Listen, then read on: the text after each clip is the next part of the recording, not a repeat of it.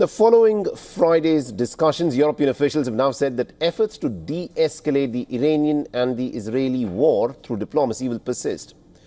This comes a day after the American President Donald Trump indicated his willingness to give talks an opportunity yet again before deciding on the next course of action by the Americans. The British Foreign Secretary David Lammy has said, and I quote him here, "We are keen to continue the ongoing discussions and negotiations with Iran, and we urge Iran to continue with their talks with the United States." This after the talks in Geneva between the European officials and the Iranian Foreign Minister Abbas Araghchi. Lammy further added that this is a perilous moment and it is hugely important that we don't see regional escalation of this conflict. Now, the French and German ministers said that their Iranian counterpart had shown a desire to continue the discussions. However, no follow-up meeting date has been set yet. The foreign ministers of Germany, France, Britain and the EU have urged the United States to join the nuclear talks with Iran to find a peaceful solution to the conflict in West Asia.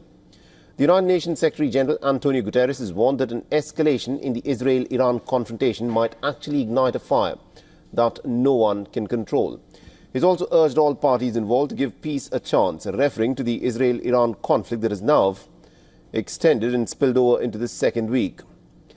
Meanwhile, Iran and Israel have clashed at the United Nations Council as well. Iran said it will continue to defend itself against this illegal war that has been unleashed on it by Israel.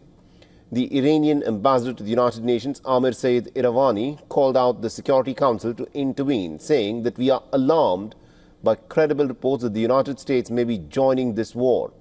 Israel apparently has declared that it will continue the strikes for as many days as it takes. On the other hand, the Israeli ambassador to the United Nations, Danny Danon, said that we will not stop, not until Iran's nuclear threat is dismantled, and not until its war machine is disarmed, and not until our people and yours are safe. All right, now on the broadcast, we are joined by Mr. Chris Doyle, who is the director of CABU, that is Council for Arab-British Understanding, and also the current lead spokesperson for CABU, is joining us from London.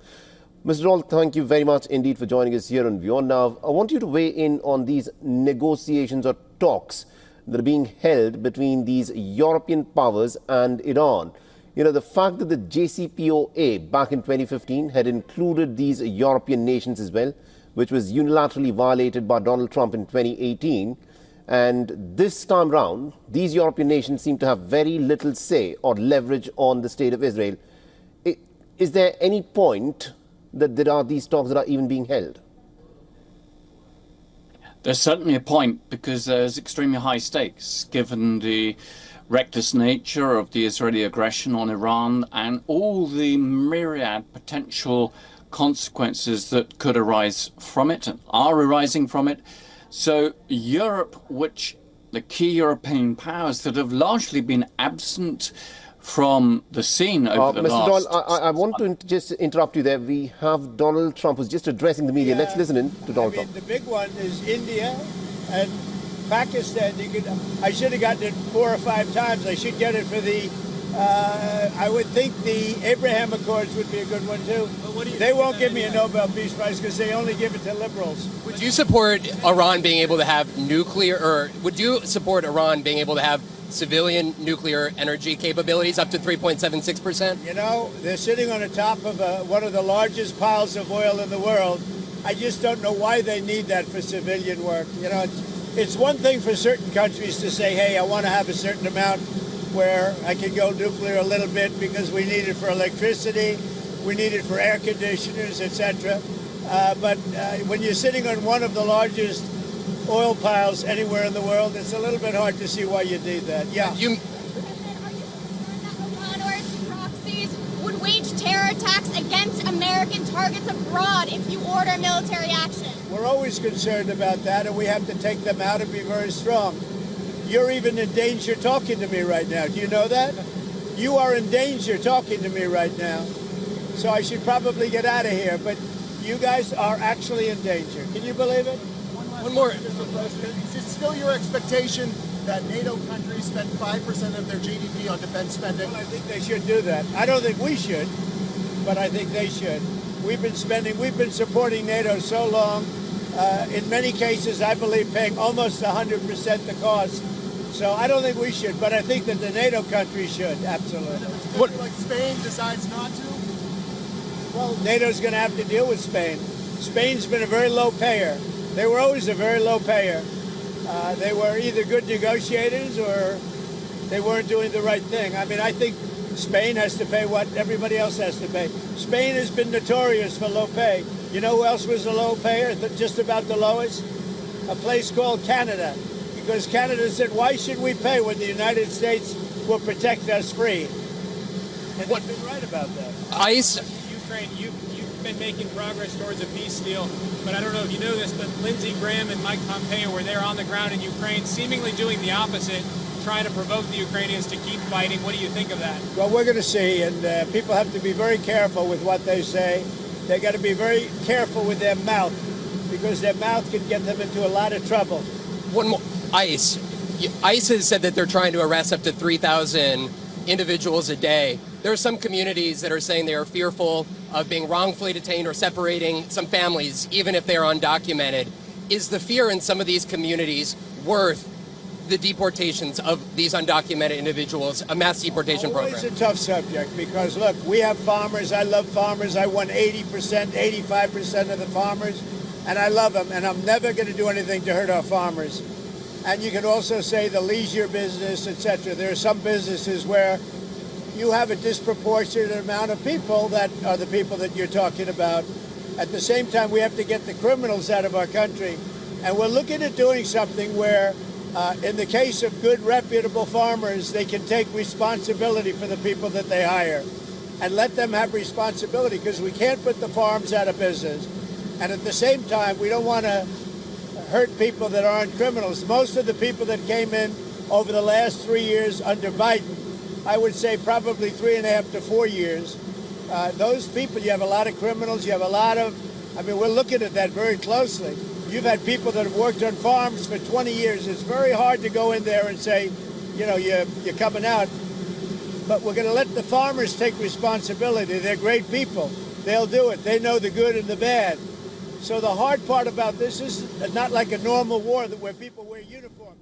All right, so that is Donald Trump. They're speaking on a whole host of different issues. He also spoke about the war that is currently ongoing between Iran and Israel. Remember, Donald Trump possibly has to make the biggest decision of his life, whether to jump into this war that was started by Israel with Operation Rising Lion or not. And it remains to be seen. What he has said so far is that he'll give it 2 weeks and he'll then make a decision. And Mr. Doyle is, of course, with us from London. Mr. Doyle, before we went into Donald Trump's quick interaction with the media people there, we were talking about, you know, the relevance of Iran talking with the European nations. You know, the fact that Donald Trump's position itself, or during the course of these negotiations, has changed. Because initially he had started off by saying that the only thing that he does not want Iran to acquire is a nuclear weapon. But now his position is that Iran cannot have a nuclear program at all, not even a civilian one. What do you think has prevailed upon Donald Trump to change his position so dramatically from what it was before to what it is now? Well, he seems to be changing his position the whole time, and that is quite typical of President Trump. He likes to keep people guessing. He actually, you know, really majors in uncertainty and contradictions. But I noticed in listening to him, he asked the question as to why Iran needed a civilian nuclear program. He didn't actually definitively say Iran cannot have a civilian nuclear program. The thing is, yes, Donald Trump will have to make that major decision. Will the US intervene alongside Israel or not, commit military forces? It's against his instinct. He has spoken for so many years against these forever wars in the Middle East. He was against the Iraq War. He doesn't really want to do it, and that's why he's stalling and stalling and stalling. So actually, I think what we see here is the European ability to do something may, you can argue, have grown, because the Iranians see the Americans as complicit with Israel for the aggression committed a week ago. and that therefore the Europeans are perhaps interlocutors, they can be bridge builders, they can pass messages, because the Iranian-US relationship is so problematic that there is very little trust in it. So actually, I would hope that the Europeans, rather than getting involved militarily, and I think that would be a disastrous idea for any of them, will step into the void and become the powers that act like statesmen, that actually push for real, long-lasting peace. The only thing is that at the moment, some of the language that comes out still, I don't think indicates they're in quite the right space. What does de-escalation mean? Does that mean that Iran should send less missiles, or Israel should make less airstrikes? It should be a ceasefire, an absolute cessation of all hostilities between the two to permit the necessary negotiations to resolve this. But Donald Trump has given them a 2-week window, and we have to make the most of it. So let's put it this way. I would be very critical if the European powers weren't attempting to have some talks with the Iranians. Right. Where they also goes to put some pressure on the Israelis now. Indeed. Thank you very much indeed, Mr. Chris Doyle, for joining us with that perspective there.